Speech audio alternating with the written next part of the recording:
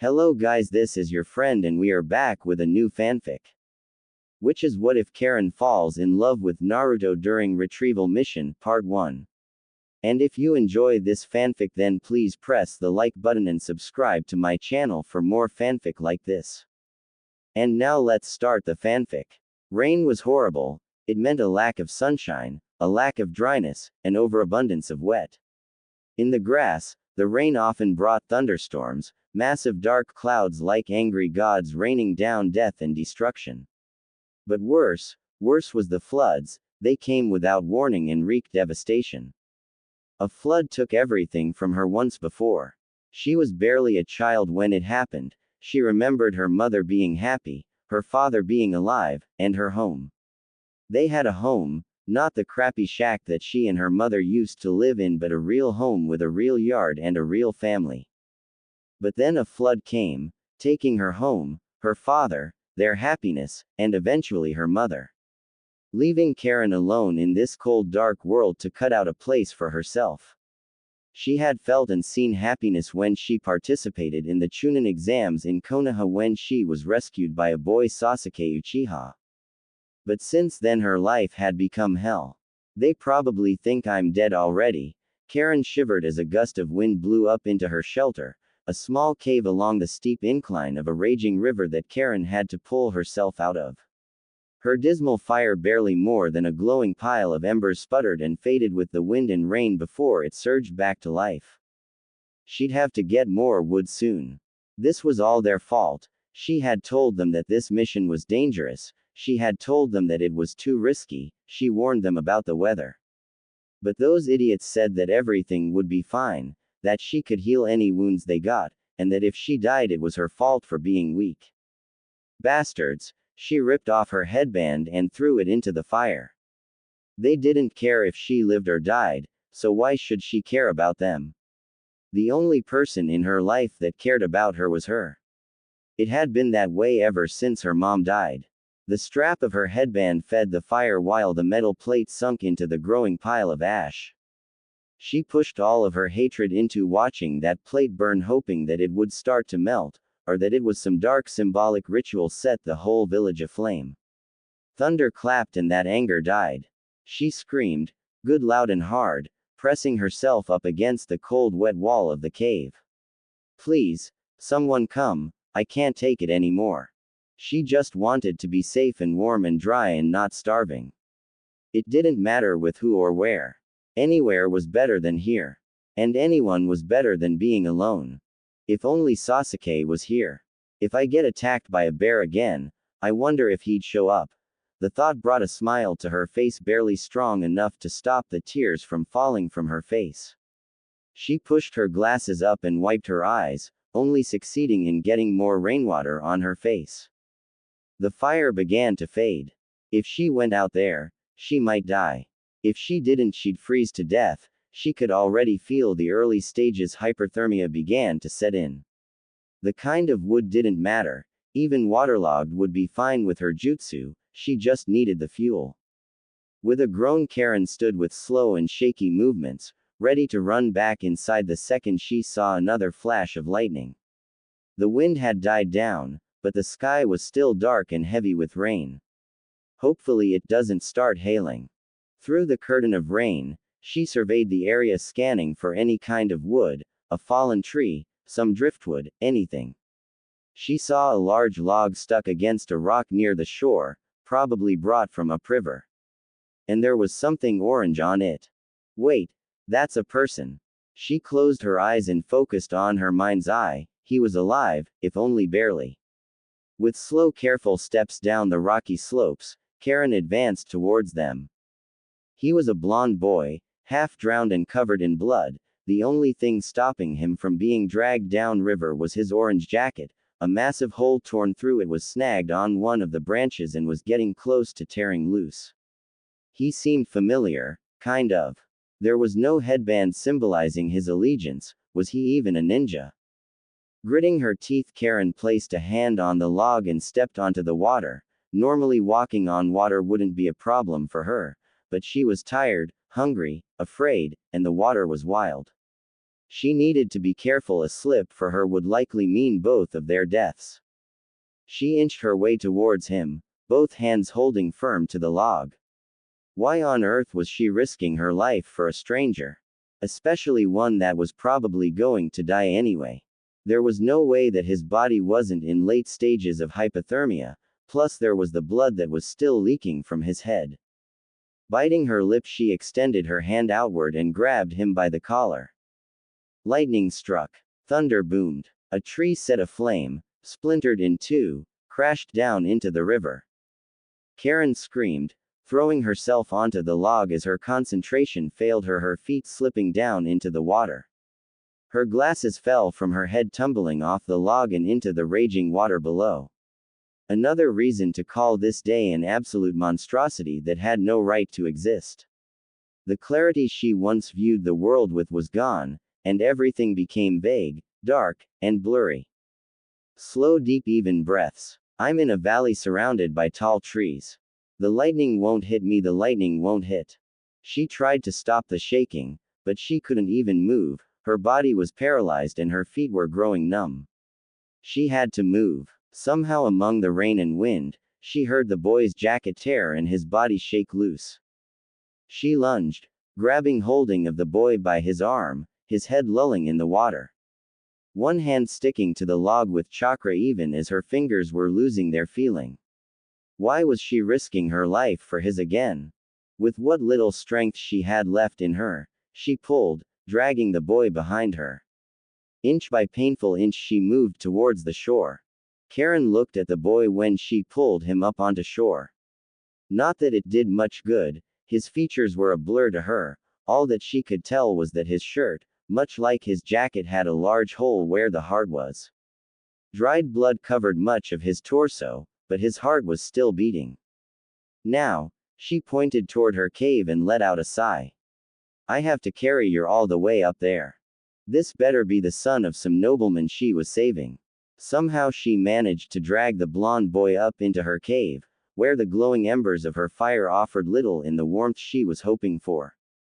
Once again she tried to turn her anger and annoyance into something useful by staring at the embers.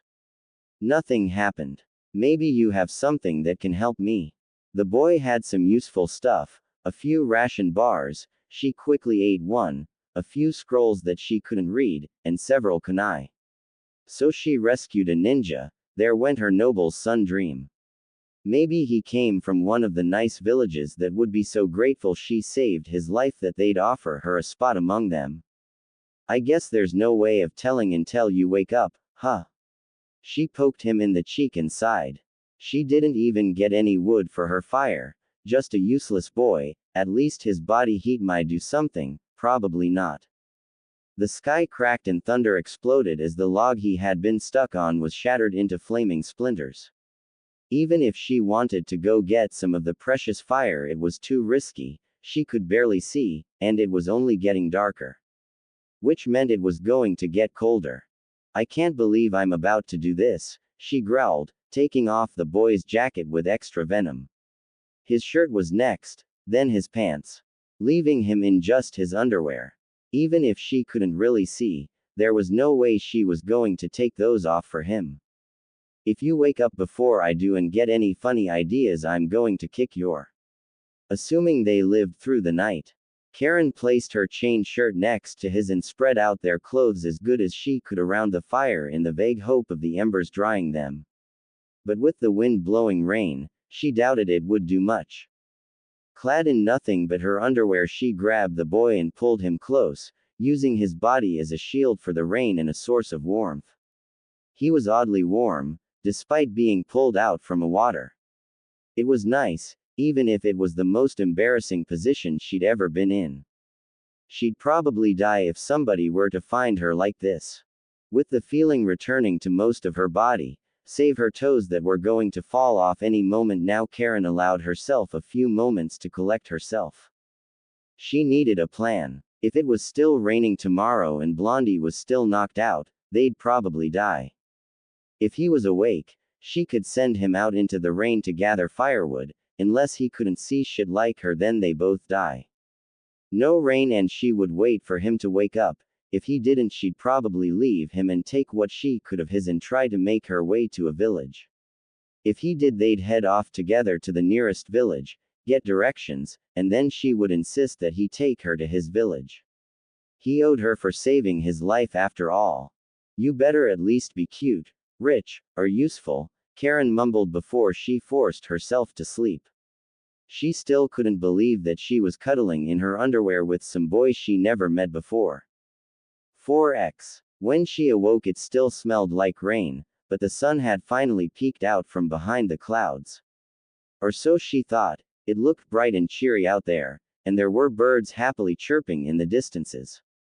But that wasn't what concerned Karin the most. Sure, it not raining and a lack of thunder was a great thing, however, it was her companion that concerned her. At some point, her catatonic cuddle buddy had moved during the night and was now hugging her tightly. It was actually kind of nice. And warm. But that was beside the point. Blondie was awake, or at least moving. Pushing herself out of his arms, Karin tried to examine him once more. She still couldn't see shit without her glasses. They were probably lost in the river forever now. Those things were expensive. He owed her a new pair of glasses. He owed her a lot, actually. Maybe he was one of those oath-bound idiots and he'd be her eternal manservant. She stared at him for a few silent moments, trying to figure out if he was asleep or not. He probably was. She'd wake him up after she was dressed. He did not need any thoughts about her cuddling him in their underwear in order to stay warm. The good news was that her clothes were kind of dry. So she had that going for her. She poked him in the cheek. Hey, wake up. He groaned and slapped her hand away. Rude. I said wake up. She shouted right in his ear. Ah, I'm awake. Blondie shot up like a rocket, stumbling forward and almost hitting his head on the low-hanging roof. He turned to her, still in his underwear. Who are you? Well, he certainly didn't have any shame, standing in front of her in nothing but his underwear. Shame she couldn't tell if he was hot or not. For all she knew, he could be ugly. He didn't sound hot. I'm Karin. I'm the girl that saved your life by pulling you out of the river. Now who are you? Me. There's no one else around. Oh, I don't know. That didn't sound good. Karin took a deep breath and tried to think about this calmly. Maybe he just didn't know if he should tell her his name. Maybe he was shy or something. You don't know as in you don't know who you are. Yay, that one. Do you know who I am? He was an idiot. An idiot that didn't know who he was. Karin wanted to scream. So she did. A good long healthy scream. So where are we going? Karin groaned at the orange-clad back of Blondie, or at least the orange vaguely human-shaped blob of color that was her companion. He just had to be an amnesiac idiot. We're following the river. It'll eventually lead to a town where we can, hopefully not starve. Both of them were broke.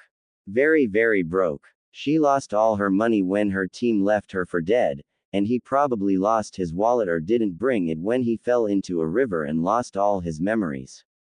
But what if there is no town on the river? Blondie asked, climbing over a fallen log that barred their path.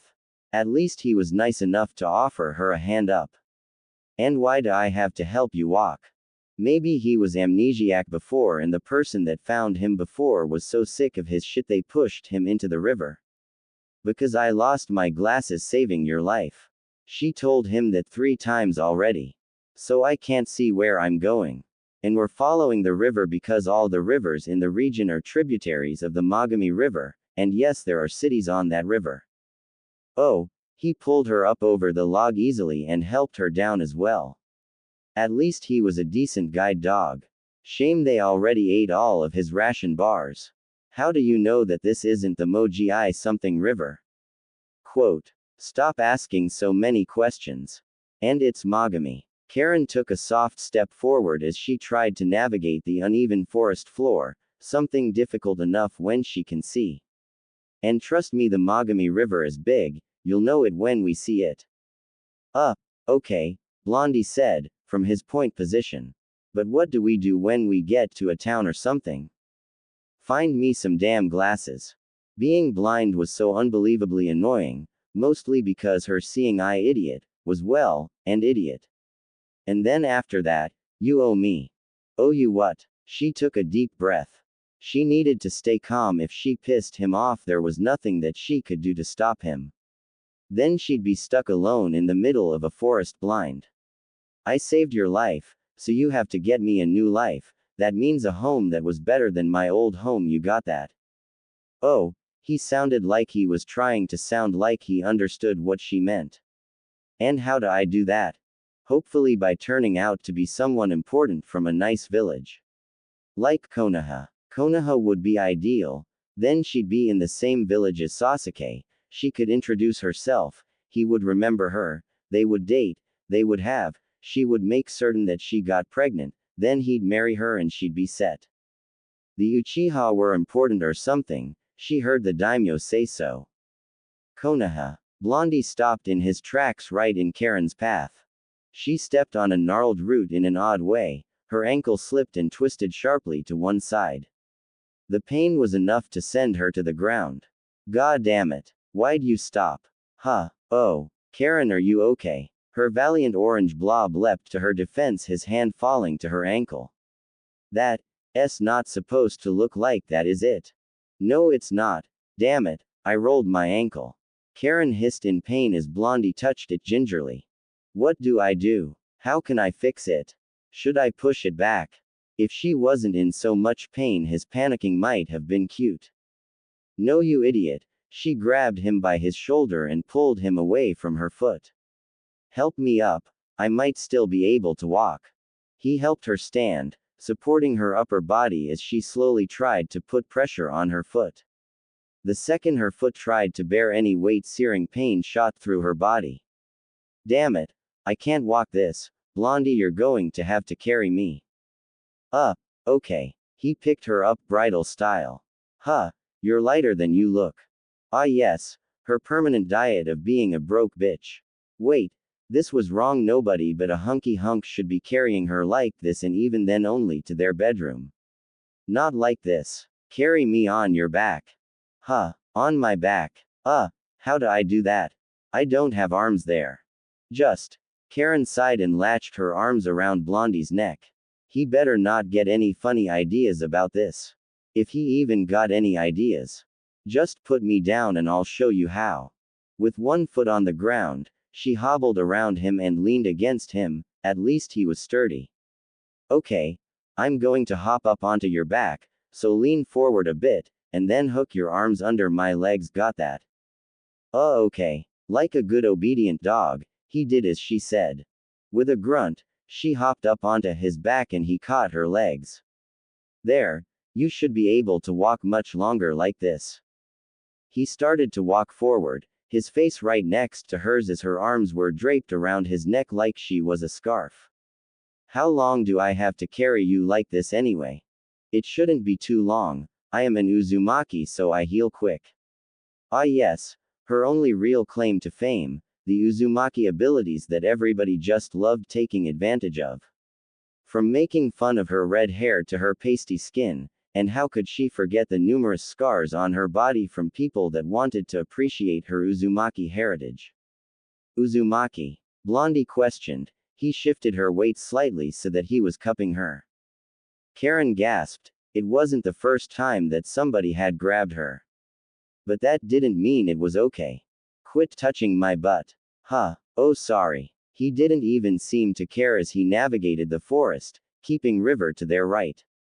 Man, for someone so cute you sure are bossy. That was a first. The first time a boy decides to give her a compliment and she's too blind to even tell if he's cute or not. He didn't sound cute, he sounded stupid. But it was enough for her cheeks to feel warm and maybe, just maybe, a bit happy about her current situation. You think I'm cute? Huh, well, yay. She could practically hear the smile in his voice as they scrambled down a slight cliff. Like your hair, it's really pretty. Oh, and when you're not squinting you have pretty eyes, and I bet if you were to smile it'd be super pretty too. Those were the nicest things anybody has ever said to me. She tightened her grip and pressed her face into his shoulder, burying her smile in his jacket. Maybe it was worth saving you after all. Shame he wasn't Sasuke, or cute. Or probably anybody rich, powerful, or, wait, she didn't even know how much chakra he had. With a sigh that could easily be confused as a grunt, Karin closed her eyes and began to see the world with her mind's eye. She was nearly blinded by the sheer amount of chakra coming off of Blondie. It wasn't just a lot, it was more chakra than anybody in her village had ever had, even the head ninja couldn't hold a candle next to Blondie. But there was more. His chakra was so bright and warm she could get lost in it. It was warm and dazzling. Sasuke's was the same, but Blondie's was brighter and warmer. She just wanted to curl up inside of his chakra and sleep. A chill went up to her spine as she dug too deep and found something dark, something sinister lurking beneath all of his chakra. It was malicious and evil. Karin opened her eyes and gasped. You okay, Karin? How could she even answer that?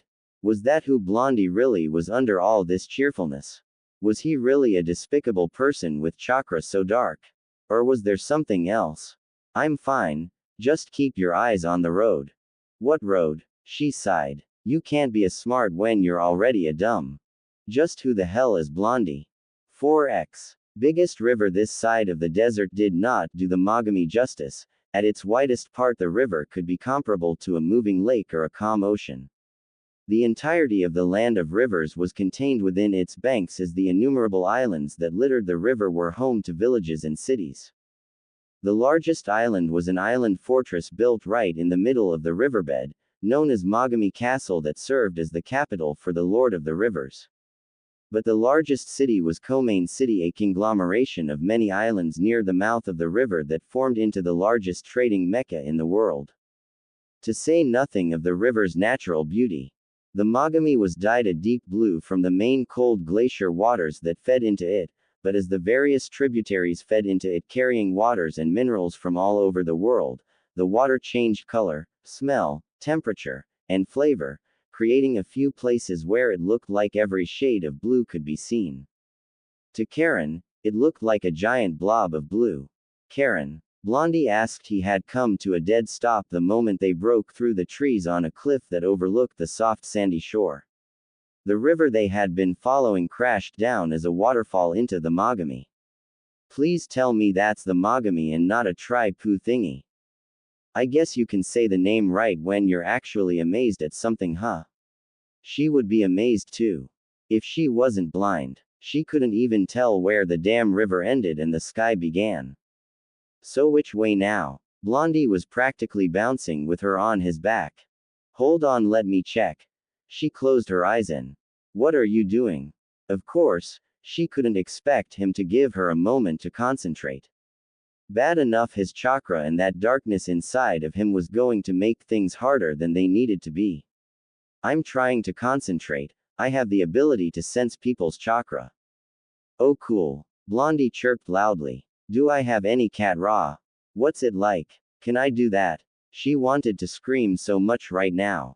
It didn't matter if Blondie thought she was cute. He was so annoying sometimes. Still, at least he thought her ability was cool. You have a lot of chakra, it's kind of warm, and I have no idea what you can. Now you be quiet so I can focus for a second. Oh, his shoulders slumped and his head drooped.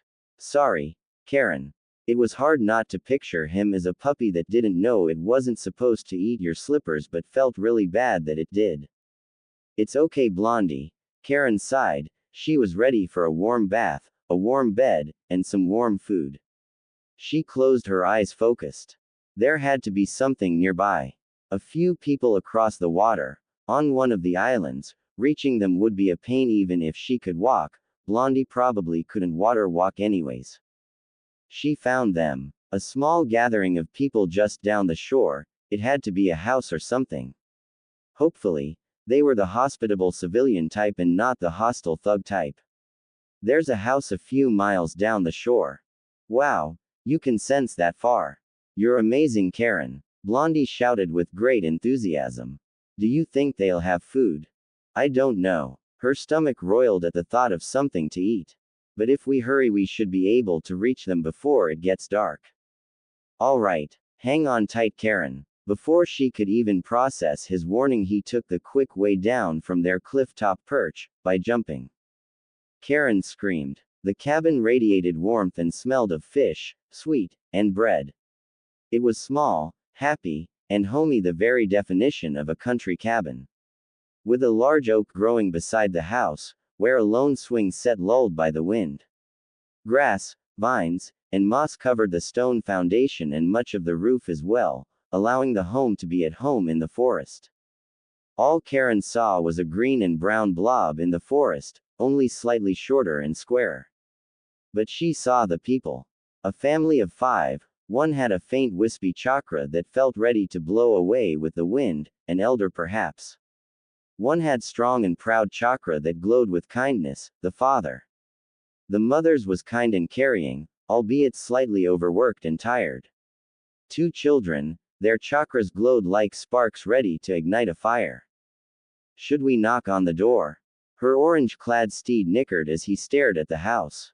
It couldn't hurt, Karin said from over his shoulder, the family felt welcoming enough. She wiggled her ankle, it was probably good enough to run on if need be. But why use her own energy when Blondie was all too happy to carry her around? He might not be Prince Charming, but he could certainly be a noble steed. Do you think you can walk now though? What? You getting tired? I thought you said you could do this all day. No, I'm not tired, it's just, won't they think it's weird that I'm carrying you? Blondie adjusted her weight slightly before he began to move towards the cabin. It might earn us sympathy points if you show up carrying an injured cute girl such as myself. People tended to be nice when they were either afraid of you or sympathetic towards you. And Karin was far from a terrifying beast. Isn't that tricking them though? Great. He had a moral compass. Karin sighed and sunk into Naruto's back more, allowing her arms to dangle in front of him. Just the extra bit of pathetic she needed. I'm hungry, you're hungry, if it makes you feel bad then I don't know, chop their wood, do chores or something. But we're broke, tired, and hungry. Though that might have summed up her life as well. Blondie nodded, she could practically see the smile on his face from behind him. At least him being a goody two-shoes meant that he wouldn't abandon her when it was to his benefit.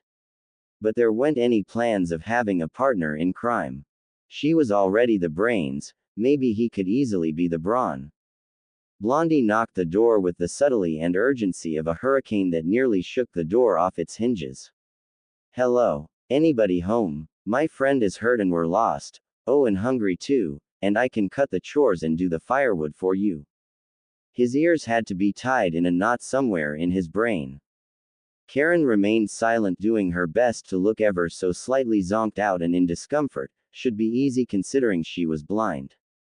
Best to let the smiling earnest idiot talk with a bunch of other smiling earnest idiots. The door shook back and the sound of wood scraping against wood echoed from inside the house. There was mumbling and talking, and then more wood scraping. The door flung open to a blonde woman who was once beautiful but had been worn down by life. Oh my goodness, you both look ragged. Ryuji, Futaba, put some water on the fire. A tall man behind her relaxed, his arms were thick from carrying cords of wood and swinging around a heavy axe that thudded against the floor. Miyami, are you sure about this? They could be. Oh, quit your worrying, Zen, they're just 2 kids. The woman shooed the man away with the back of her hand. Now let's get you 2 inside, my goodness, just looks at you. What happened? Are you okay? Oh, I don't really know what happened. Blondie shrugged, pushing Karin's head up ever so slightly. I only remember waking up after Karin pulled me up from the river. You lost your memories? A young orange-haired girl asked, running up to them. Futaba. A shrill elderly voice echoed from inside the house. You get back here and help your brother. The house was everything a home should be. Warm, caring, a battle between the forces of cleanliness and filth. The house had a few modern conveniences, electricity being one of them. Running water the other. Which was odd, Karin didn't sense a town anywhere nearby. Miyami ordered her family around like a line cook, expertly issuing command after command that sent the family scrambling. Karin liked her. Now then, Karin, right. Let me take a look at your ankle. Miami rolled up her sleeves as Karin sat on a hard wooden stool. Be careful, it's still sensitive. Karin hissed as the woman touched her ankle. It really didn't hurt, but she had to at least act like she was hurt, otherwise, they could get suspicious. Oh my, you really twisted it bad, that you did. The woman began to wrap a wet cloth around Karin's foot. It's not much, but this should relieve the pain just a bit.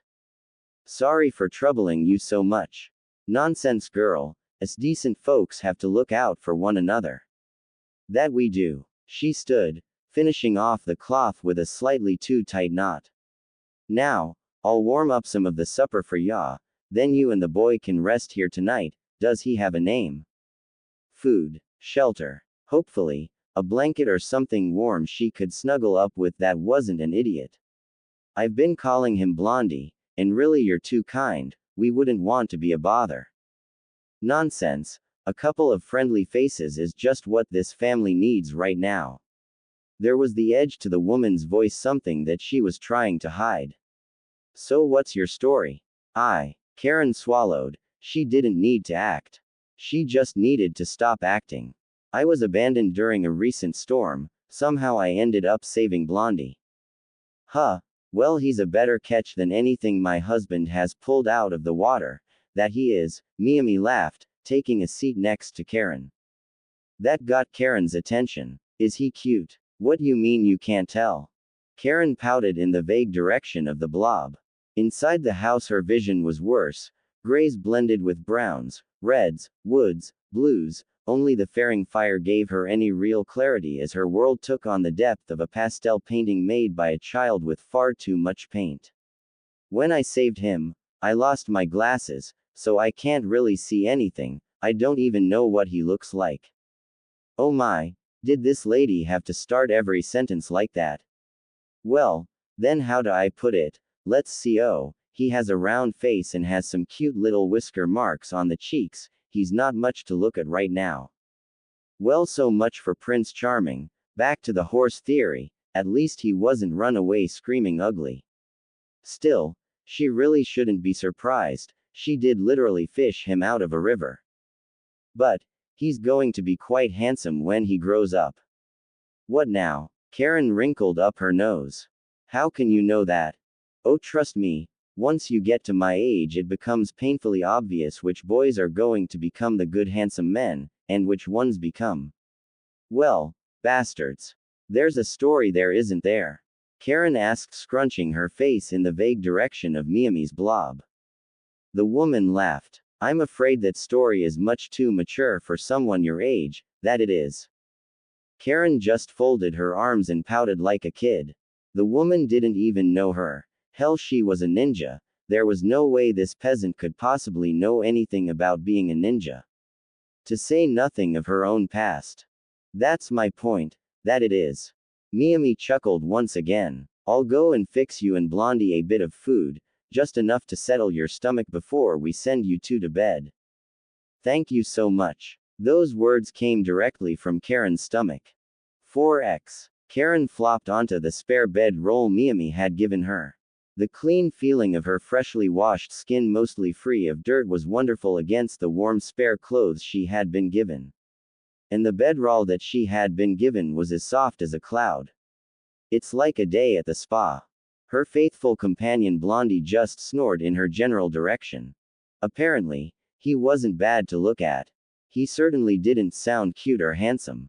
He sounded stupid. And he was nice. Stupid nice people were always some degree of ugly. Mean people were also ugly. But that didn't change anything. There's no way that I'm buying into you being an ugly duckling, Karin snorted and snuggled into her covers. She closed her eyes and listened to the world around her. Blondie was snoring like a well-fed baby, it was almost peaceful.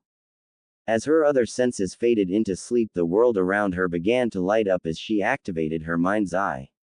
She wouldn't sleep without it, no matter how exhausted she might be. It was her light in the darkness. The grandmother was asleep. Karin never got her name. The two children were fast asleep while their mother was failing to fall asleep nearby. Zen, The father was sitting next to the door. His chakra was tense, like it was on the verge of exploding at the slightest movement. Why was he so on edge? Was he always like that? The ever-vigilant alpha protecting his pack? Or was it something else? His edge felt recent, like a new development, or some long-forgotten fact. There, out in the woods, like a coiled snake ready to strike, a man appeared. His chakra wasn't anything special, a bit twisted perhaps. Another appeared, then another. Karin expanded her range and, oh no. 10, 20, 30, 40, no 50 chakra signatures had encircled them. And they were closing in for the kill. One chakra signature stood out from the rest, a tiger among the alley cats. His chakra was sharp and strong and used like a ninja or someone trained to fight with chakra. Worse, it was large, larger than the average chunin. They were too coordinated for it to be a coincidence. This was a targeted attack, and a well thought out one. Escape would be difficult, and being caught would make things worse. No, she had one advantage. These men didn't know that she, or Blondie, were here. They were after the people that lived in this house. They could hide and leave once everything passed over. But where? The closet. She moved with a slow deliberation. This wasn't the first time she had to hide for her life. She grabbed her bedroll and flopped it onto of Blondie, who snored in response. She could just leave him. Finding him sleeping would increase her chances of survival, or might encourage them to search the house. Risks aside, Blondie was her idiot. She saved him once, might as well make it twice, then he'd owe her twice over. You're going to owe me big time. I want a house, with water, and electricity. I also want a good view, and a bed, and a shower with hot water. And some new glasses, Karin grumbled, pulling Blondie towards the closet, which was just large enough for both of them if she lied down on top of him. It was a halfway decent disguise, really, a pile of bedsheets and clothes sandwiched between two bedrolls. Once again Karin found herself cuddling with that Bond idiot she dragged out of her water. Once again for their own survival. Karin, Blondie groaned, choosing now of all times to wake up. What's going on? Why is it so dark? Why are you so close? Am I carrying you again? I can't carry you to sleep. Wait, can I? Another annoying trait to add to the list. He mumbled when he first woke up. If you want to live, keep quiet, Karin hissed, pressing her hand over Blondie's mouth. The men were closer now. A thud echoed through the living room, the door was kicked in, the father shouted, some other men shouted, the grandmother screamed. Men flooded into the house. Blondie struggled and managed to free his mouth. What's happening? Someone is attacking the house. I don't know why, but if we go out there we'll be killed too. She pressed down on Naruto's shoulder, using her full weight to keep him down. They're not after us, she hoped. Miyami was awake. Her chakra snapped into shape. It was a small pool, but one that had been used before. How had she not seen it before? The woman screamed in fury and rage, and began to attack. One man died, then another, a third confronted her and fell moments later. In the mean, others had taken the children and the father outside. The grandmother was dead. Let me go, Karin, I'm a ninja, right? I can help. You'll die, Karin hissed, slapping her hand over Blondie's mouth again. He needed to be alive. She didn't know why the thought of him dying made the bile in her stomach roil. Probably because he didn't treat her like dog shit. A great roar boomed from outside, like a beast of thunder dominating the land. Miyami, so this is where you were hiding. Surrender yourself nice like and I'll let your kids live. Can't say much about the father. Blondie pushed her off him. I'm going to help them. You'll die, she cried, scrambling after him, only to grab onto his heel as he stood to walk out there unarmed, in nothing but a few ill-fitted clothes. Please, think about this, it's not too late to hide. I have to. Blondie continued to walk, his foot slipping out of her fingers. She wanted to scream. He just had to be an idiot knight in stupid shining orange armor. Idiot, idiot, idiot. He was her meal ticket. And now he was going to go out there and die. And why the hell was she following him? This had bad idea written all over it. Miyami had been captured now, and was being beaten. They were just two genin. One that couldn't fight and one that didn't have any memories. The outside was lit by torches. Miyami sat in the center of the group being held by her arms by two of the larger men. Her family, equally restrained, forced to watch as she was beaten. You gave up as for this? A large man bellowed, his chakra roaring like a wild tiger. He was built like a brick shithouse. In his youth he might have been a mountain of muscle that ate the meal of 3 men. But with age that mountain had grown fat, though the muscle remained underneath. A large tattoo of a white tiger consumed his entire right arm and stretched up his shoulder blade. Piss off, Miyami spat. His reply was another slap to her face that sounded like thunder. Hey, Blondie shouted, let them go. There went stealth and surprise, there only 2 advantages. Aside from Blondie's chakra, that was still more than all the other men combined, but that did a lot when he probably couldn't even use it. It's not like he'd remember how to fight, let alone any jutsu. You and what army, punk? The tiger roared, his massive gut shaking as he laughed. Tell you what, sell me your little girlfriend and I might let you join my gang. Oh joy, looks like she was going to be sold, again. Blondie tightened, his entire body tensing before he relaxed into a smile. His chakra began to rage like the ocean at storm, gathering in strength and ferocity. He was summoning it. That massive amount of chakra was being gathered for a purpose. Boss, a thug shouted from the crowd. That's him. The one that beat us back when we worked with Gato. This is the brat that cost us, Gato. Screw it. I'll just kill you and your little girlfriend. The boss roared, his tattoo lighting up with sparks of lightning. Don't let him use his jutsu. The same thug shouted. Blondie formed a hand sign. One hand sign. And his chakra went wild. Shadow clone jutsu. There was a flash, and Karin was dazzled for a moment. Her mind's eye going wild, the number of chakra signatures had doubled, no tripled. No more, much more. In the space between heartbeats, Blondie had flipped the numbers in their favor with an army of himself. Charge! They all shouted at once. Karin could do nothing, she didn't need to. Blondie knew how to fight, he could use a jutsu, and what a spectacular one at that. The cannon fodder fell under the might of his swarm. The only one that put up a fight was the boss with his arm throwing off lightning, a one-trick pony that would work with non-ninjas. But Blondie's trick was better. In the end, all those that didn't run were beaten within an inch of their lives. The only one still conscious was the thug that knew him. Look, I'm sorry, I'll give up thugging for good.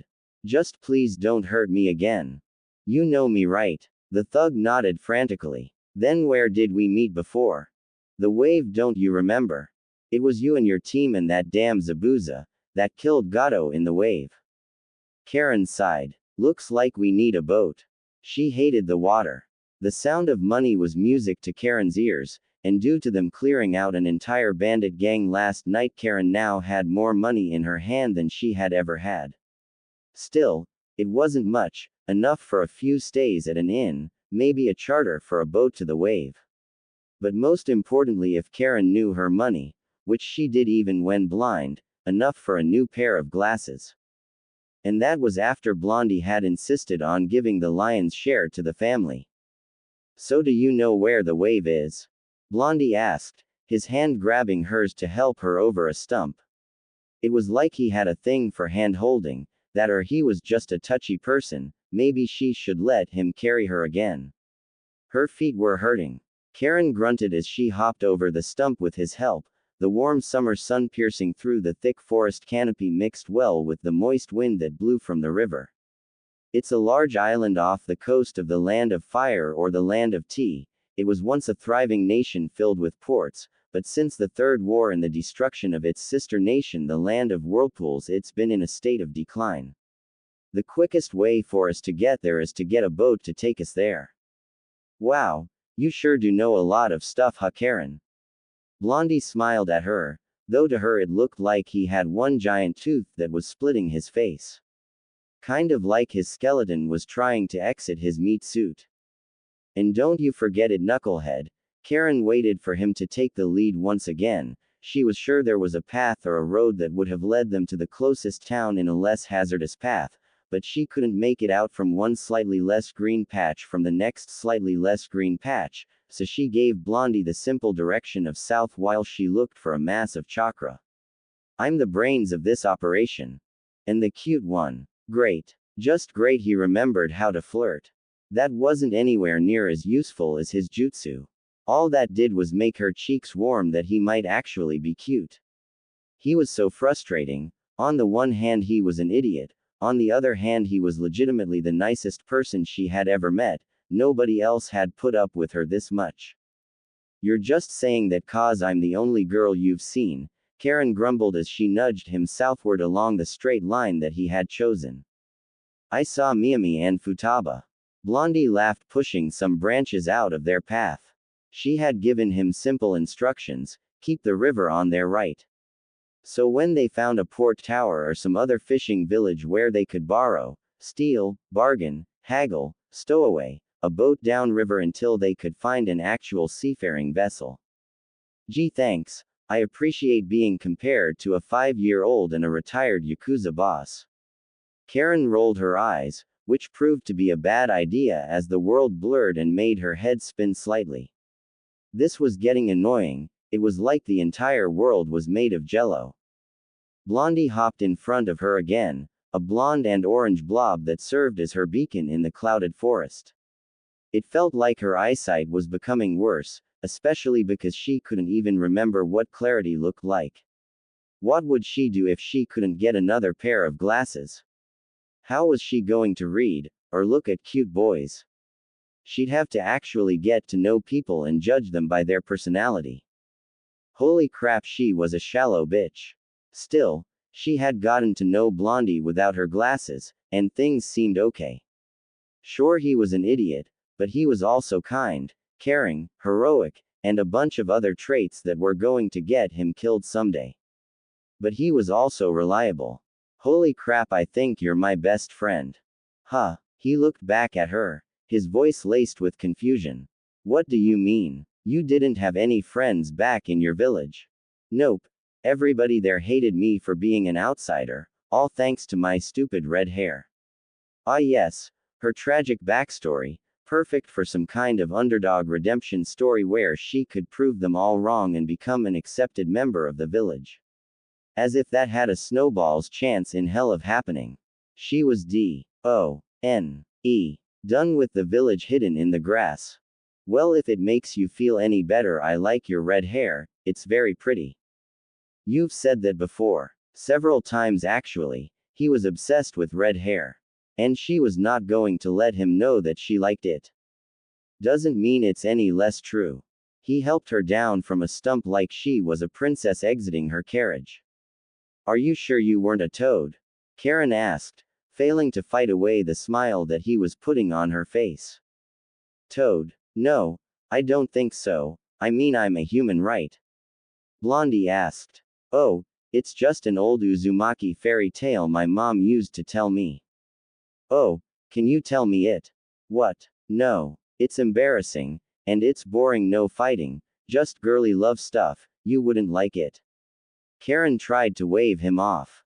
We don't have anything better to do. That was a fair point. Fine. Karin sighed and ran a hand through her hair. It's been a while since I've heard it, and if you talk or laugh before I finish, I'm going to stop, got it?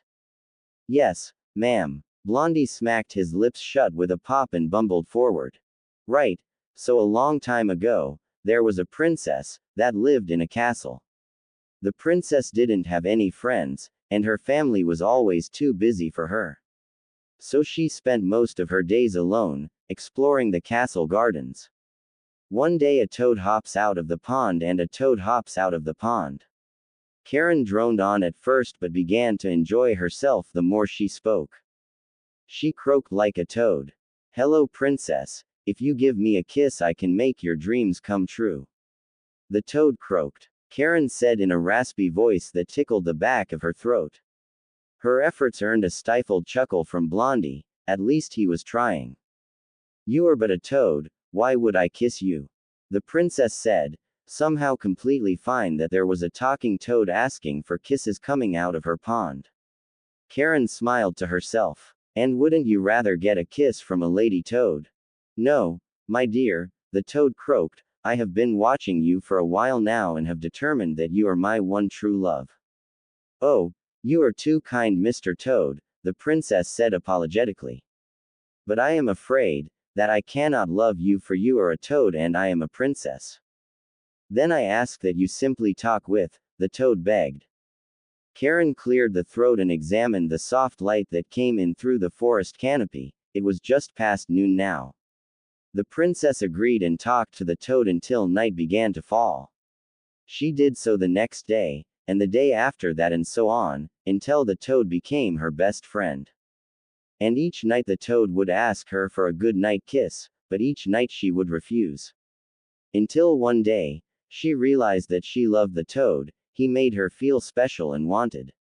So he kissed the toad. Something magical happened when she did, and she found herself kissing not a toad, but a beautiful Princess Charming. I don't understand, the princess gasped, I thought you were a toad. No, Prince Charming laughed as he cupped her cheek gently. I was cursed to take the form of a toad until I received a kiss from my one true love. They then lived happily ever after. Why was the prince cursed? Blondie asked the second she finished. I don't know. Karin frowned. The story didn't really go into it. That or she forgot. Huh, so does that mean you kissed me? Blondie asked. No, I'm tempted to punch you though. Karin crossed her arms and frowned. Maybe I should. Could be a great way to get your memories back. I have a feeling that won't help anything, Blondie grumbled, rubbing a spot on his head. But why'd you ask if I was a frog? Because you're nice and sweet like Prince Charming, even if you're an idiot. Karin huffed. She shoved the burning of her cheeks into the back of her mind. And don't forget you owe me a new life. Don't worry, Karin, I promise you that I'll get you your happily ever after. Stupid idiot Prince was way too good at saying random gibberish that made her heart beat. Believe it. You better, she mumbled. She just wanted a house of her own, with a strong, handsome, loving husband that made enough so that she didn't have to work would be great. Kids optional. Oh, I think I sense a town up ahead. Karin gasped as she felt hundreds of weak chakra signatures, all milling about in the afternoon sun. That meant food, supplies, and transportation. Really? That's awesome, Karin. He grabbed her hand again and began to run. Let's go. I'm so hungry. 4x. Karin sighed into the bowl of ramen that Blondie had dragged her to. It was warm, hearty, and probably the closest thing to a full meal she had eaten in days. While Miyami's cooking was good, it lacked the flavor and fillingness of ramen. What made you decide to choose this place? I used my nose. Blondie pointed towards his nose as a clump of noodles hung from his mouth. I think I really like ramen, 'cause this is so good. Yay. It tastes great. Best part was that it was cheap, especially when she considered how much she got with just one bowl. It was easily a lunch and dinner combo. Karin looked over to Blondie and saw that he was already working on his second bowl. Or maybe it would be an afternoon snack for him. Can we eat this every day, Karin? Blondie asked her, practically bouncing in his seat. I don't see why not. Instant ramen was especially easy to make, especially if they had a reliable heat source. And it was also cheap. And cheap was good. Very good. We'll buy some when we hit the store. That made Blondie happy if his slurping was any indication. 4x. Karin flopped down onto the mattress and sighed at its heavenly softness. She wasn't made for all this wilderness traveling her and Blondie had been doing. She was a princess and needed to be pampered every single day with such luxuries as a bed and running water. She was clean, actually clean for the first time in forever. She had taken a long bath and simply enjoyed herself. She ran a hand over her arm and felt its clean smoothness. Shame she wasn't sharing a bed with Blondie, that way she could share her wonderful smoothness. Wait, what was she thinking? It was a good thing they had a room with 2 beds. She had half expected them to end up sharing a bed because of some sick joke life was playing on her. Was the bath that good? Blondie asked. His usual orange blob exchanged for a blue set of clothing. She couldn't have him walking around wearing a jacket with a giant hole in the middle of it. It was wonderful. Karin laughed, flipping onto her back to stare up at the muted ceiling. How'd the packing go? Good. I got almost everything into the bags. Blondie kicked at his slightly overstuffed bag. There were. Are you sure you don't want me to carry more? Nah, it's fine. Karin smiled as she felt the warmness of her bed. She was going to sleep so good tonight. Hopefully with no bandit attack in the middle of the night or some other apocalyptic event. She just wanted one night where she could sleep soundly without having to worry about the world exploding. I'm sorry we couldn't find a place to get you glasses. That's not your fault though. Karin looked his way, putting on her best smile. I wasn't surprised that a town of this size didn't have one. We'll just spend some time in Komain City. She couldn't believe their luck. They had found a man willing to take them all the way to Komain City in exchange for Blondie doing a bit of shipwork. Hopefully, he wasn't the seasick type. Now, let's rest up. We have a long day ahead of us tomorrow. She smiled into her bed, slipping underneath the soft, freshly washed blankets. Oh, this was good, her entire body relaxing like she was being massaged by warmth. As Blondie turned off the light and slid into his own bed, he spoke. Hey, Karin. She grunted in response. Huh. He was oddly quiet for a moment, then he sighed. Never mind, I'll talk to you tomorrow. That night Karin dreamed of Blondie feeding her ramen. Karin glared at the ugly brown blob that was going to be all she was going to see for the next 2 days while they traveled downriver. It seemed so fitting that they would be given what was basically a broom closet behind the cargo hold. They even had to climb on top of the cargo just to get to it. She was fairly certain that they were stowaways. Or at least she was. Blondie would be actually working. Karin sighed and sat down her pack and began to unroll her bedroll. If she had glasses she'd read, if she had Blondie she'd talk. Instead, all she got to do was stare at the ceiling and try not to puke like the last time she was on a boat. In short, she was going to be doing nothing at all. All she could do was to focus on her mind's eye and see the world through it. Noting the works as they milled about on the deck, Blondie was the easiest to find. His next to the crew, his chakra was like the sun next to a bunch of candles. But like the sun, staring at his chakra was dangerous. That darkness that lurked below his warmth was impossible to ignore. It was the stark difference between a warm summer day and a blizzard. The darkness inside of Blondie was something truly terrifying, like a mass of hatred made real. But it was something that she couldn't take her eyes off of, like it was calling her, luring her into it. Uzumaki. A roar tore through her mind, shaking her thoughts and snapping her back to reality. She could feel claw marks on her body, deep wounds that went beyond skin deep, tearing at her very insides. Then the good of Blondie's chakra swirled back, pushing the claws away and freeing her mind. Karin gasped. The lines between the two chakras became as visible as night and day.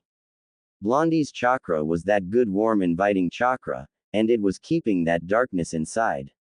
There was something inside of him, something that he was keeping away from the world. And he didn't even know it. She went to wipe her brow but was stopped when she felt a weight pulling on her hand. A chain, or at least part of one, was hanging from her hand. Wait. No, it was coming out of her hand. Was this her chakra? It was. Her chakra could manifest as chains. Okay. Karin, think your mom had to tell you something like this, right? Nothing came up. No memory of hey, you might randomly grow chains. No reference to why. Whatever was in Blondie knew that she was an Uzumaki. All that she could think of was what the Uzumaki were known for. Sealing. Did an Uzumaki seal that thing into Blondie? Did Blondie even have a seal? If she could see, she could probably find out.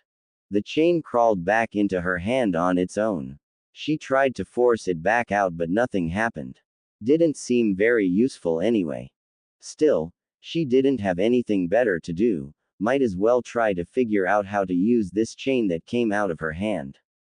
By the time Blondie had come back down, she could make an inch of the weird chakra chain dangle uselessly from the middle of her palm. Hey, Karin. His blonde head popped out from the narrow crawl space that was their door. Did you miss me? No, I did not miss you while I was stuck in this broom closet all day with nothing to do. Karin rolled her eyes and scooted over so that Blondie could sit down. Sleeping was going to be awkward again. I was perfectly happy sitting in here alone. Oh, that was sarcasm, idiot. Karin patted the ground beside her. Of course I missed you. Oh, I knew that. Blondie plopped down beside her and shoved a warm bundle of food her way.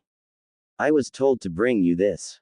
It was warm, wet, soft, cold, dry, crunchy all at once. But it smelled like food, so Karin dug in, almost shoveling the food into her mouth. It wasn't the worst thing she'd eaten by a country mile. Thank you. Yay. No problem. Blondie sat next to her. His head banged on the hull of the ship with a satisfying thunk. OWW. Your neck is supposed to hold your head up, you know. I understand that you have a heavy head that's almost pure bone and it's why your brain is so small, but your neck really should be used to it. It's so heavy, Karin, Blondie complained, rolling his head in her direction. Can't you help? He rolled his giant head onto her shoulder, putting as much of his body weight as he could. Karin took another bit of her food and snorted. Just don't start drooling, we're probably going to be sleeping like this. Her leg had already fallen asleep long ago. He took his head off of her and folded his hands in his lap. Only a vague blur gave Karin the notion that he was twiddling his thumbs. Hey, can I ask you something?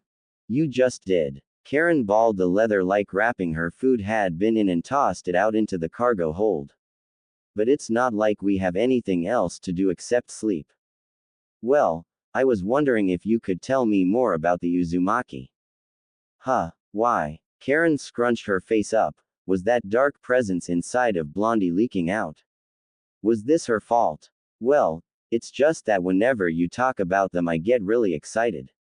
He smiled at her. It just kind of feels like I'm learning something I should know about Yano. Karin sighed. I don't mind, but are you sure you want to know about a dead clan? I mean, I could be the last Uzumaki. And if there were others, they certainly made no effort in trying to find her. Not that she wanted anything to do with them, to begin with. Nah, I don't think that's the case. He pointed to himself. I mean, I could be an Uzumaki too for all I know. PFF'd. Karin snorted. You an Uzumaki? You don't look anything like an Uzumaki. Huh, what do you mean? How do Uzumaki look? Karin held up a strand of her red hair and dangled it in his direction. For starters, all Uzumaki have red hair, not blonde, red. We also don't have regular eyes. Uzumaki eyes range from red to purple, we're also pale. So in terms of looks, you're not an Uzumaki. He was frowning probably. She really couldn't tell. Whatever light had managed to find its way into their dark closet was quickly fading. Ooh, man, I'd probably look cool with red hair. Being an Uzumaki sounds great. He sounded so happy. It's not really. Karin brought her knees to her chest and frowned. People treat you like an outsider wherever you go, even if you were born at the place, all because of some stupid red hair. There were even other redheads in my village. It wasn't fair. Why was I picked on? Why did they hate me? Just because I was an Uzumaki. I didn't choose to be born this way. Tears fell from her eyes. She didn't want to cry.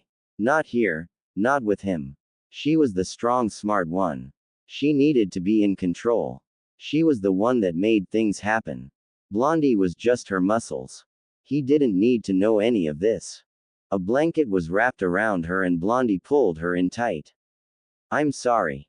Was he crying too? Why was he crying? Just shut up, okay? She sniffled, burying her head in his shirt again. Her life was shit, but that was no reason to cry about it. All that she could do was try to make a not shit life for herself.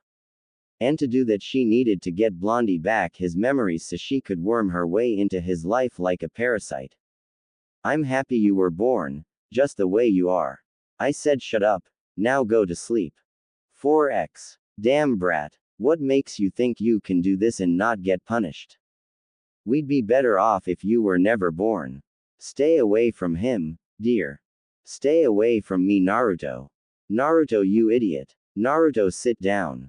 Naruto. Naruto. Naruto. Naruto. That was his name, wasn't it? The ship groaned, and the dark room he was sharing with Karin was painful cold outside of the blanket they were sharing. He could barely feel his toes. Carefully he pulled his feet back under the blanket, brushing up against Karin's bare feet, and making her squirm under at their coldness. With a groan that sounded like an angry piglet, his red-headed friend dug her face deeper into his shoulder while somehow making certain that most of her face was still covered by the blanket. She looked cute. Even her snoring was cute. Wait, that wasn't important right now. Well, it was, probably, but that wasn't the point. He had a name. Karin. Hey Karin. I said shut up. Her hand shot up from the blanket and pushed on his face before it dove back down, gripping his collar. I'm having a dream where you're cute and not an idiot. You dream about me. A single red eye glared at him from beneath the covers. Only because you're so annoying I dream of the day you're not so loud. Ouch. But hey, wait, you should be happy about this. Naruto smiled, shaking her with his shoulder. I finally remembered my name. Is it the name of some rich and noble prince? She grumbled, trying to pull more of the blanket around her, but gave up when he wasn't giving her any more. What? No. It's Naruto. It felt great to say his name again. My name is Naruto, believe it. She sighed. Look, I know you like ramen enough to dream about it, but there's no way you're named after a ramen topping.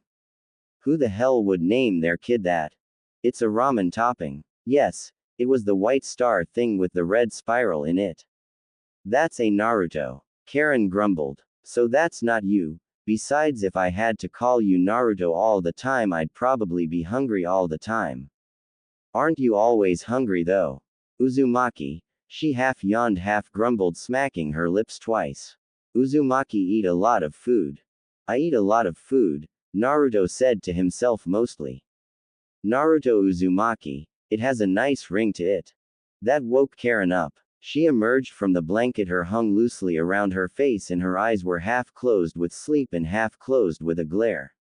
It looked cute. He should annoy her more often. She was cute when she was mad, annoyed at him.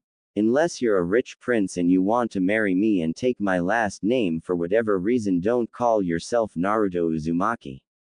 It just sounds stupid. Why not a cooler last name like Namikaze or something? Naruto Namikaze. Naruto snorted. That sounds stupid. Naruto Uzumaki sounds so much better. Fine, I'll call you Naruto. Karin groaned and dove back into the blanket. No last name until you can actually remember it, got it? Don't make stuff up just because it sounds cool. She struggled to get comfortable before she groaned and punched him lightly on his leg.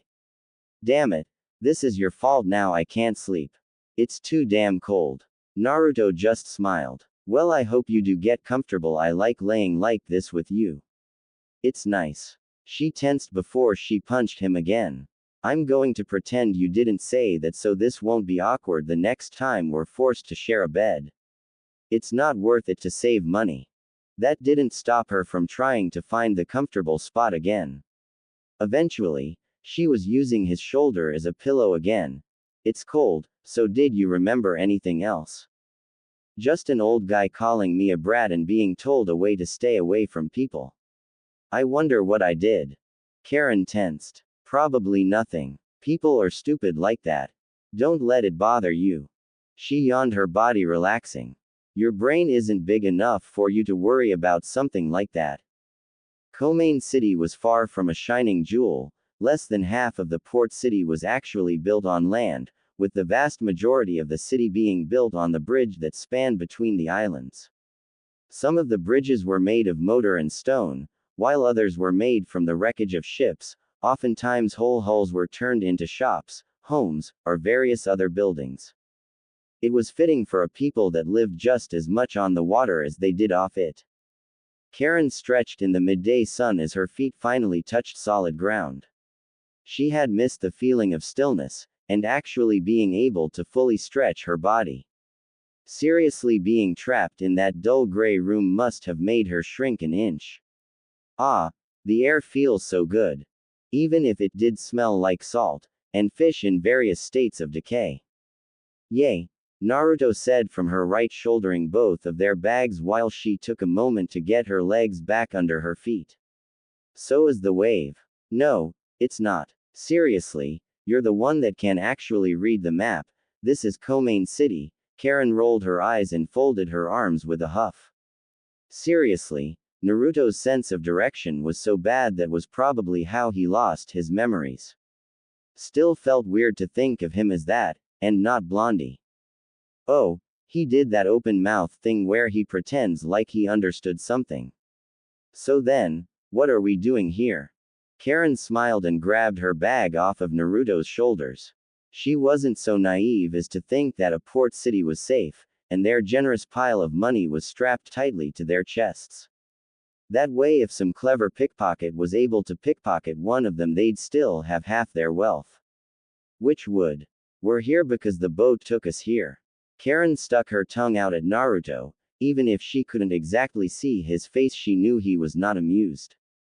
But really, we're here for 2 reasons, well 3. First, get me some glasses so I can see if you look as stupid as you sound. Hey, what? I'm joking. But I do want to see. Karin gave him a light shove. 2. Get a boat that's going to the wave country. And lastly, if we need to wait, find someplace to stay that has a warm bed and good food. Ooh, okay. He took her hand, pulling her along down the pier.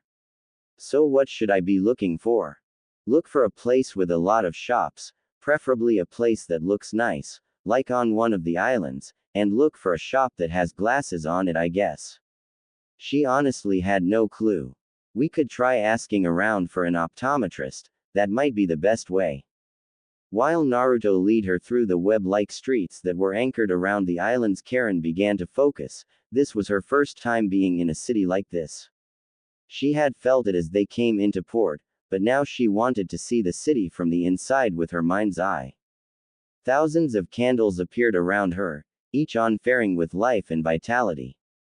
It was a beautiful sight to behold, even if they paled next to the light that was Naruto's chakra. It was more chakra signatures than she'd seen at any one time. Even Konoha, which flared to life with powerful ninja, paled in comparison to the sheer volume of people that drifted about the port city. So is this a place? Naruto came to a sudden halt on an offshoot of a busy street built out of the wreckage of ships. Somehow, despite the bulk of people living on it, the wood barely creaked, even with numerous holes revealing the murky water where the river met the sea below them. Karin shook her head and looked up at the vague direction Naruto was pointing. It looked like the back half of a ship was turned into a shop, with its massive sail turning into free advertisement. Does it say optometrist, or have glasses on it? Sure does. Come on, let's go. Before she could speak, he pulled her into the shop. 4x. The shop smelled of mildew, salt, and old. That was all Karin knew about it, as the old miser that ran the place seemed to perk up at the idea of a customer or two. She had been sitting in a chair while he fiddled with knobs and doodads alike to try and get the correct glasses for her. Now then, my dear, the old man slurred, ing his toothless gums for the upteenth time. I believe that I may have a pair of spectacles that may do you, for now, or you could do a special order. And I could have a pair just for you in a few days. I just want to see again, Karin said softly. It didn't matter if they were ugly and made her look bug-eyed. Okay, it did, but she could totally live with whatever let her actually see. At least until she found out where Naruto lived and then shacked up with him and made him buy her a new pair of glasses.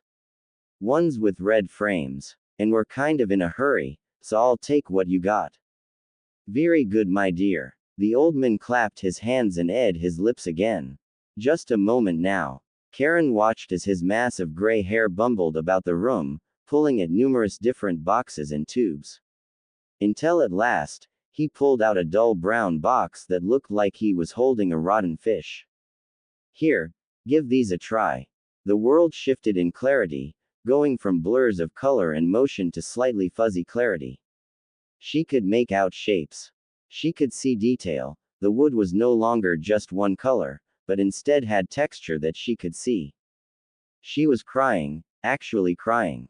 It had been way too long since she had seen any kind of detail. Even if things were still kind of blurry, she could still see in detail if she focused and strained her eyes. "Wheel missy, can ya see?" the old man asked. His voice sounded more like a whistle than actual speaking. Karin bit her lip and nodded. With laser focus, she stared at the chart on the other side of the room. She could read. For the first time in weeks, she could actually read. "They're perfect, I'll take them." She was still crying as she said that. A smile permanently plastered on her face. "They make you look kinda funny," Naruto said from his spot in the corner. She had almost forgotten about him. Her traveling companion who had been nothing but a blonde blur up until this point. She felt her heart quicken as she looked at him for the first time. He was still blonde, he still had the blue eyes that she managed to make out on his face a few times before. He wasn't exactly cute, but he wasn't ugly either. "Shut up, you idiot. I can see now, but you're stuck being an idiot 'cause they don't sell brains here." "No, but I do know a guy." The wrinkly old man hummed, tapping his fingers against his cheek bone. "But, enough of your lovier's quarrel, let's talk money." Karin felt her face heat up, her and Naruto. As if there was no way that he was anything more to her than a lackey. If he was lucky, he might one day get upgraded to brother status. "Just tell me how much." After a few minutes of haggling, Karin finally managed to get the price down to something that wasn't horribly overpriced. Karin burst out from the shop, a few tears still clung to her eyes, even as her face was red from embarrassment and her mood spoiled by the cost of her glasses. "Can you believe that guy? He totally overcharged me. You got them for half off though." Her oh so very naive companion said, his face twisted in confusion. "I thought it was a pretty good price. And that's why I'm the one doing the talking," Karin huffed. She kept looking at Naruto's face. What was with those whisker marks, and did he always have to look so happy? "Now come on, let's see if we can find a boat that will take us to the land of waves." She held out her hand for Naruto to take. He stared at her hand for a few moments before he scratched the back off of his head. Do you still need me to guide you? You can see now, right?" Oh, why did she sound so disappointed? She could see now. She was a strong, independent woman and she didn't need Naruto to hold her hand. He was just a means to an end now, a good safe home that wasn't going to use her. And if he couldn't do that, then she had no business with him. "Right. Well, follow me." 4x. "There's only one bed," Naruto said. His eyes were locked on the hammock that was strung across their room. "Don't complain," Karin grumbling, sliding her pack onto the ground. They were cheap, and they were leaving today straight to the land of waves. "Yay, but it means I'll have to sleep on the ground." Naruto sighed and placed his back on the floor as well, as he began to rummage for his bedroll. "Since when have I ever made you sleep on the floor when there was an actual bed?" Karin crossed her arms and pouted. Did she really seem like the kind of girl that would do that? Just force a boy to sleep on the ground? Well, she would, but this was Naruto. It wouldn't even be the first time they fell under the same blanket. "Nah, we're sharing the hammock." "Really? Are you sure? I haven't bathed in a couple of days." "And I have." "No, we're going to be sleeping in the same bed, all dirty and gross right next to each other." Karin blinked after she said all that. This was probably why people kept saying they were a couple, wasn't it? It couldn't be further from the truth. Naruto was just like an overly eager puppy to her. One that she was trying to train into a loyal guard dog. It was perfectly natural for people to share a bed with their pets. Hee hee. Naruto laughed, rubbing his nose with a wide smile on his face. She liked that smile, even if it did look stupid. Thanks, Karin, you're the best. Great. Why was her face feeling hot? And why did she keep looking at stupid Naruto's stupid face with that stupid smile? She needed to stop looking at him and look at something else, but the only thing here was the dull wood of the ships inside. She should have bought a book while she was on shore. Tell me something I don't know. You look cute when you pout. I was being facetious. I don't know what that means. Of course, he didn't. 4x. On the night of their second night at sea, the ship was creaking as a storm appeared out of nowhere and began to thrash the ship like it was a child's plaything. It had been going too smoothly. She should have to know that it was going to end horribly. The hammock served as a dampener to the ship's tossing, somehow staying attached as wave after wave crashed into the ship, sending it every which way. Karin held onto Naruto for dear life. Why her? Why did this have to happen to her? It was sunny just a few days ago. She didn't want to die here in the middle of the ocean thanks to some stupid storm. Thunder cracked and Karin screamed. It was so close that she could feel the air tingle with its energy. She pulled herself tighter to Naruto, if such a thing was even possible, as they were both bound to the hammock in a desperate attempt to not be sent tumbling every which way. Why me? Karin cried, burying her face in Naruto's shirt, her glasses the only thing that stopped his shirt from being stained with her tears. What did I do to deserve this? She wasn't even a horrible person. If karma existed, it was a stupid that couldn't count worth a damn. She had used up at least 3 lives worth of bad luck by now. It'll be okay, Karin, Naruto half mumbled into her hair. He had his arms wrapped tight around her in a vain attempt to shelter her from the storm. Don't worry, it's just a storm, nothing bad is going to happen. He was going to jinx it and everything up. Still, she managed to calm down after a few long breaths. She could feel the sailors toiling above deck, scrambling to make sure nothing bad would happen to the ship. There was a sudden rise that kept going up and up and up. Then for a brief moment, the entire ship was floating, before the crash and the entire ship splintered into 100 pieces. She tried to find out what was going on. She tried to hold on to Naruto, she tried to stay sane. But the waters took her, pulling her towards and away from Naruto. Rain poured down on top of her and it was impossible to know which way was up when the water sent her towards. She clawed at everything, desperate to find something to cling onto, something that floated, something that had a hopefully still alive Naruto holding onto it as well.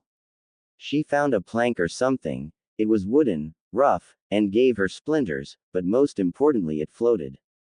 The world was nothing but darkness, rain, and ocean.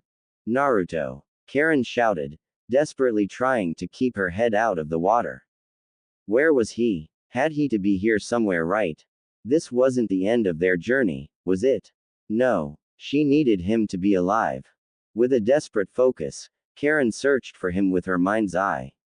It was easy to find Naruto. His chakra was like a second son to her.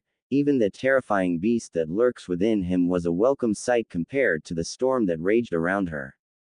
He was close, but getting further away as though the sea was trying to keep them apart. Naruto! Karin shouted, getting splashed with sea water the moment she opened her mouth. No response. Was he okay? Did he get knocked out again? She kicked her legs in a vain attempt to get closer to him, but she could do nothing to fight against the storm. She had to do something, anything. The chain. The floodgate opened. 2 chains shot out from her back like extra limbs, glowing a soft green that ignited the sky. They homed in onto Naruto and wrapped around him, moving through the water as easily as they did through air. It was impossible to tell if she was pulling him to her, or if she was pulling herself to him, as the sea continued to rage. They would get through this.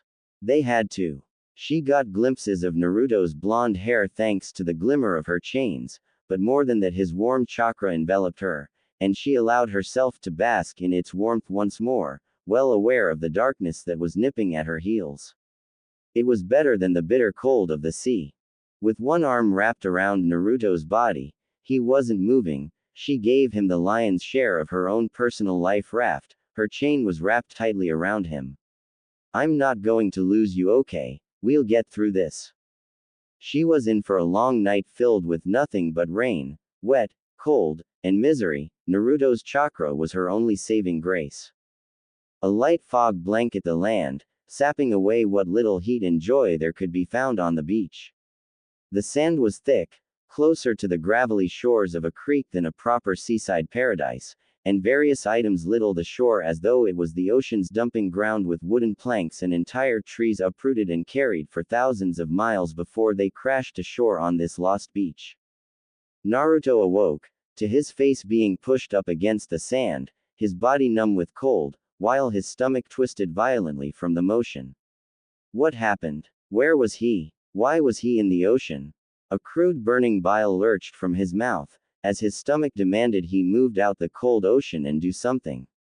His entire body was awake now, the events playing through his mind in a jumbled clip show of shouting and screaming. Their boat had crashed. He puked and wiped his mouth. Karin. She had tried to save him. He needed to find her. Just like he needed to find Sasuke. That word was branded into his mind by a white-hot iron. It meant so many things. Friend, brother, traitor, teammate, jerk, rival. No, that was important right now. Karin. He needed to find Karin. She was important. Whoever Sasuke was, he was in the past. Karin was now, and she needed him. Karin. Naruto shouted, coughing up more of the salty bile. He wasn't sure where the liquid was coming from. Perhaps both his stomach and his lungs were trying to evacuate themselves at the same time. Karin. No response. She had to be here somewhere, right? He had to find her. Ignoring the ache in every part of his body, Naruto began to move along the beach. He had to find her. He had to. Karin. There were bits of the boat around them, or at least bits of a boat. It was hard to tell if they were all from the same one. But if he was here, then Karin had to be too. There was just no way that she wasn't. The wind blew, bringing back that biting chill, that the strength from his bones. A whistling sound from the rocky cliff that sandwiched the beach to the ocean drew his attention. And then he saw her. Karin. Naruto shouted, his heart beat with joy and worry all at once. He found her. He found her. He stumbled, as his legs kicked up more of the gravel with each step forward. He came to a crashing slide next to her, the round rocks providing no cushion. It was Karin. Her red hair was impossible to miss, even as a bit of seaweed stuck out of it. She looked pale, paler than normal, and her lips were blue. She was cold to the touch, barely warmer than the sea. A panic washed over Naruto. No, she couldn't be dead. She couldn't. How did he know that she was dead?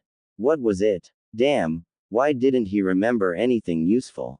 Karin. He grabbed her, pulling her up onto his lap, shaking her shoulder as lightly as his shivering hands would let him. Hey, Karin, wake up. Karin, please wake up. Her eyes flashed open, they were bloodshot, and then she coughed, saltwater exiting her lungs before she passed out again. She was alive. Relief flooded over Naruto as he felt a tear begin to fall from his eye. She's alive. But she could still die. He needed to keep her warm.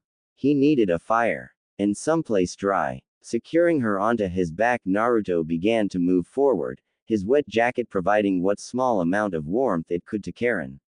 He had a lot of ground to cover, and hopefully, he could find a place to get dry and warm. Over the course of his journey, the fog began to wane, being pulled out to the sea before it would surge back in once more. Tangled brown plants and trees, both alive and dead, clung to the top of the cliffs, their branches forever facing away from the sea due to the ocean breezes. 1,000 smaller islands began to appear out in the ocean, all of them were moss-covered hunks topped with a white icing of bird shit. Ships, both small and large, began to appear along the shore, some large, some small, others little more than splinters, while some lucky few looked to be largely intact while still submerged in the water. A few even made it all the way to the shore before they came to a stop. It was one such ship that Naruto decided to enter, was a small ship split in half, with its front sticking out of the sand like it was buried up to its neck. The rear of the ship blocked a small alcove in the cliff side, that would be sheltered from the wind. To get to the entrance he had to squeeze between the ship and the cliff. He was rewarded with a dry place protected from the elements. Welcome home, Karin. Well, at least for now. 4x. The fire roared with a dull ferocity, sending a light gray pillar of smoke out into the open air. Some of their clothing rested near the flames drying, flames dancing ever closer. Naruto munched on the bit ration he had managed to salvage from one of the ships. He was fairly certain that it wasn't spoiled. Or at least he hoped as much, considering it's all he had eaten in the past hour. For all he knew, these things could be 100 years old. Karin was positioned as close to the fire as he dared to let her. She was wrapped snugly in whatever dry cloth he could scrounge up. Hopefully, she wasn't going to be mad at him for losing everything. She should be grateful. He technically saved her life. Naruto. Karin groaned, her eyes blinking open for the first time. She stirred, turning around quickly, her still bloodshot eyes turning to look at him. Karin. Naruto jumped up and sprinted towards her, kicking some of the thick sand at her as she came to a stop. You're okay. You are okay, right? She glared at him before she shot up, going from laying down to standing so fast she skipped the steps in between. No, I'm not okay. You idiot. Naruto took a step back, some instinct in the back of his mind telling him that he was about to be hit hard. Karin, wait, No, shut up. Karin growled, walking forward. This is all your fault. If I hadn't found you, I wouldn't have been on that ship. Because I wouldn't have been trying to go to the wave of all places. I'd probably have a bed of my own, I'd probably actually have glasses. Instead, all I have is some idiot that is too stupid to realize that he's cursed to ruin my life at every turn. She took a step forward and began to hit him on the chest. Her blows lacked fury and strength, and quickly died down to nothing but pats. Her head fell to his chest and her breathing turned to sobs. Handfuls of his shirt were gripped tightly in her knuckles. Damn it. Damn it, damn it. They fell to the ground and his arms pulled her into a hug. What was he supposed to when she was crying? He didn't know. What was going on? Karin. Shut up. She shook him with all of her might. Just shut up and let me be happy that you're alive for half a second. Okay. Yay. Sure, okay. He had no idea how long Karin cried into his chest, or when he had wrapped the blanket around them both, his eyes locked onto her shivering form. The sky began to darken and the chill fog began to roll back in. A dull roar from the crashing waves signaled the coming of the tide. Karin, he dared to ask finally. She gave as happy of a grumble as she could manage. When I was taking off some of your clothes to dry, I noticed that you have a lot of bite. You saw them. Karin spun away from him, tripping on her own 2 feet. She pulled the blanket around her tightly, exposing him to the cold air. You saw them, didn't you? What are they? He should not have said that. He should not have said that. But she had kept them hidden from him. Not once had she ever been without a long-sleeve shirt, or some other garment covering her arms. They're horrible and ugly, and that's all you need to know about them. She pulled the blanket up around her tighter, covering her entire body save her head. Her 2 red eyes glared at him with all the hatred she could muster. Naruto scratched the back of his head and looked towards the sand. This was different from when Karin was being annoyed or bossy with him. Those were fine, he even liked those moments as her personality shined out. But this was different. I'm sorry, I just wanted to make sure you're okay. With a huff, Karin turned away from him. Her red hair dancing in the firelight. It was impossible not to look at her. Like his eyes were drawn to the way her hair stuck out on one side, or the way it flew away from her neck like a bird's feather, or the way her nose turned red when she was mad. She was cute when she was mad. But this was different. She upset with him. What was he supposed to do? Talking might make her worse, leaving would really make her mad, getting close would probably just make it worse. Tears pooled in her eyes and she looked at him, then with a sniffle, she pulled the blanket over her head, sealing herself away from him.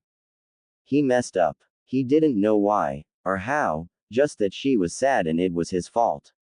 It made his stomach feel like he had eaten a pit that was swallowing everything in his body, leaving him an empty vessel.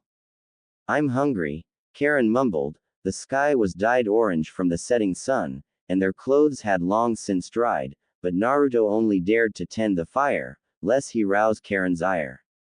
Oh right. Naruto jumped up, scrambling over to what little food he had managed to gather.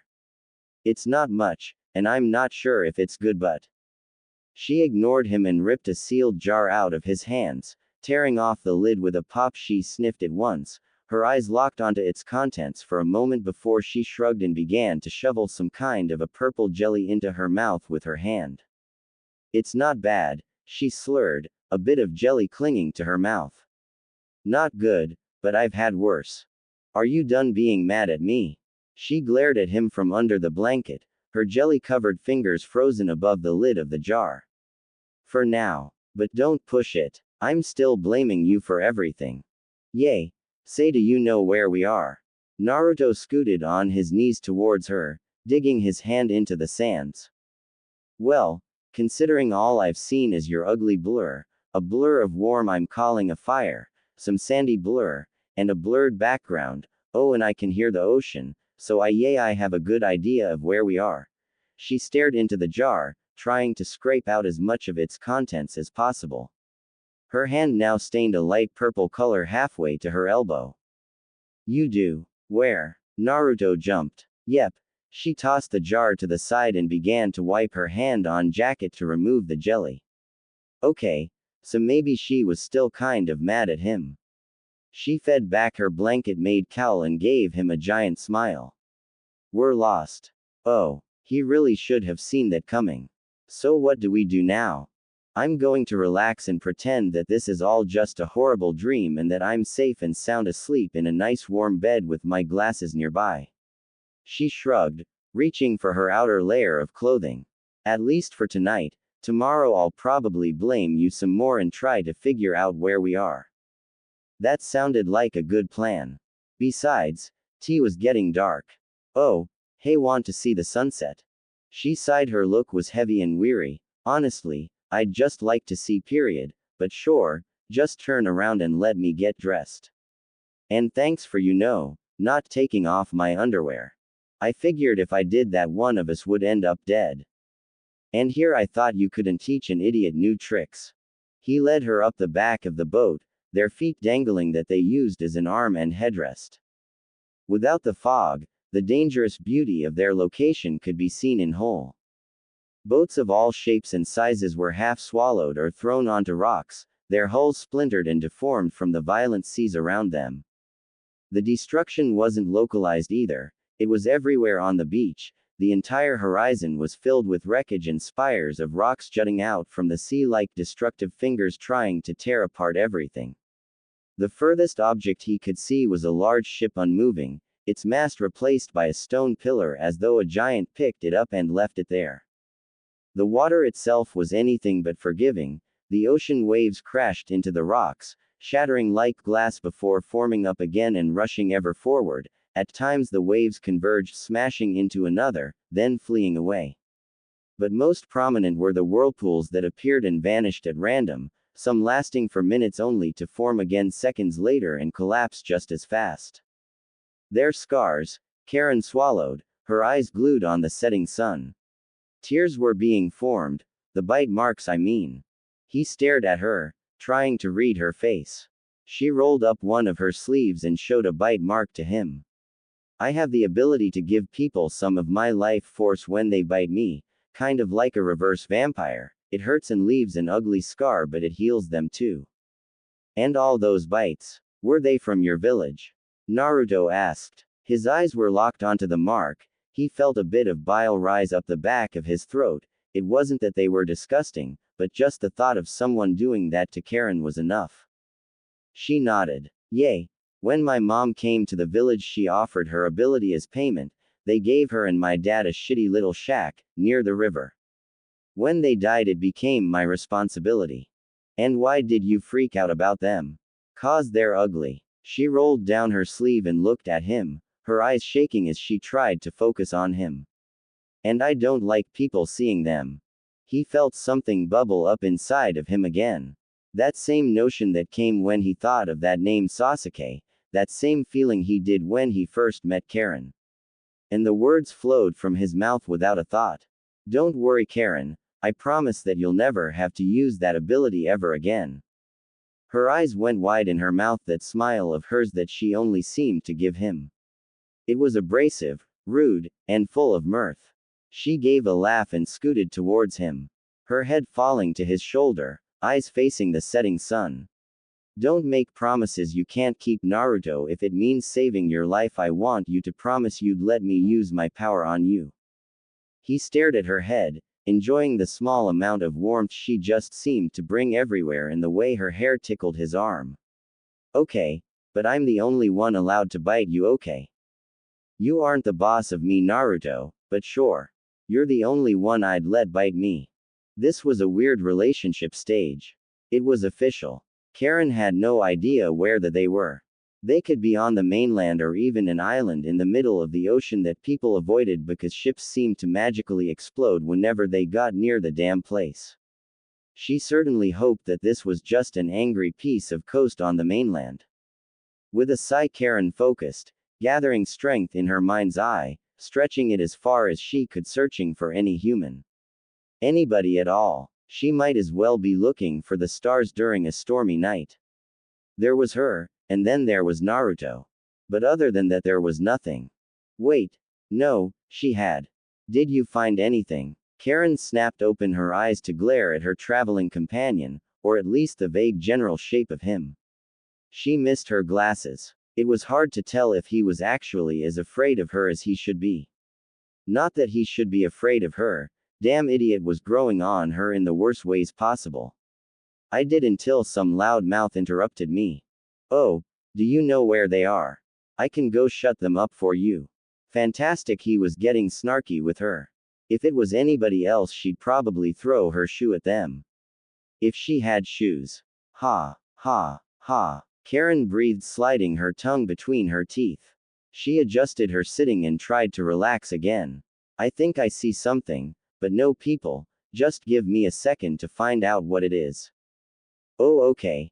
He sounded like a puppy that just got told it wasn't playtime. Both confused and disappointed. She was not his source of entertainment. Even if she wasn't entirely sick of spending time with him. But that was an internal debate for when she wasn't trying to be responsible and saving their lives.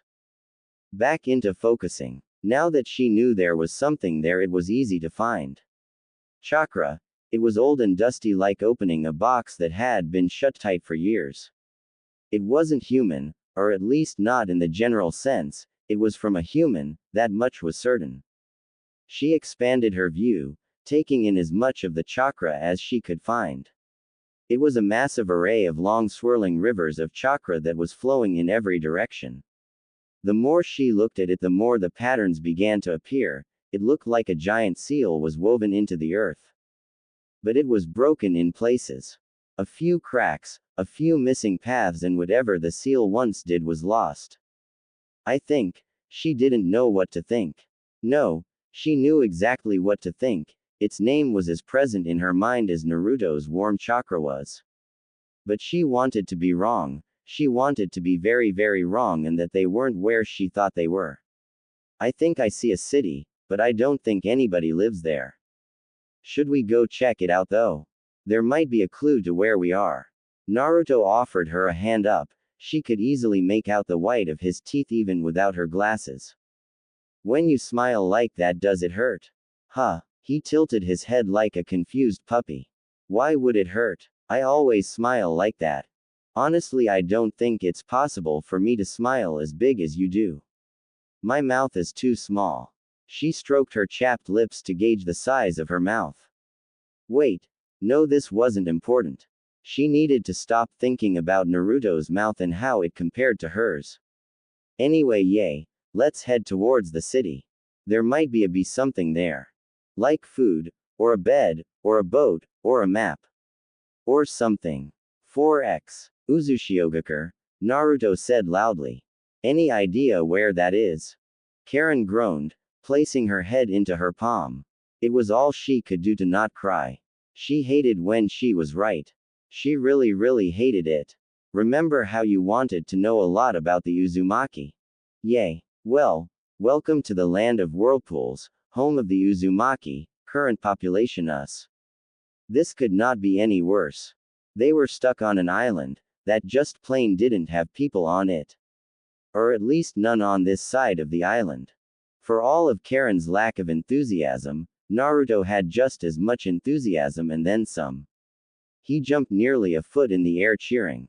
What, no way. Awesome. You idiot, Karin growled. Don't you know what this means? We're stuck on an abandoned island.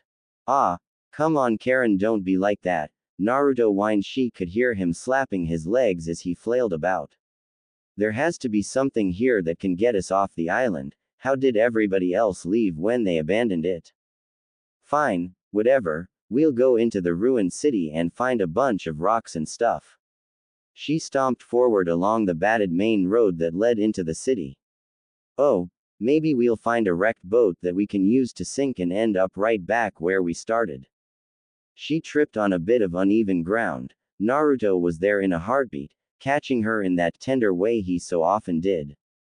Once again he wrapped his hand around hers and led the way. I don't understand why you're not excited about being here. Because being an Uzumaki has done nothing but make people hate me, because of my stupid red hair.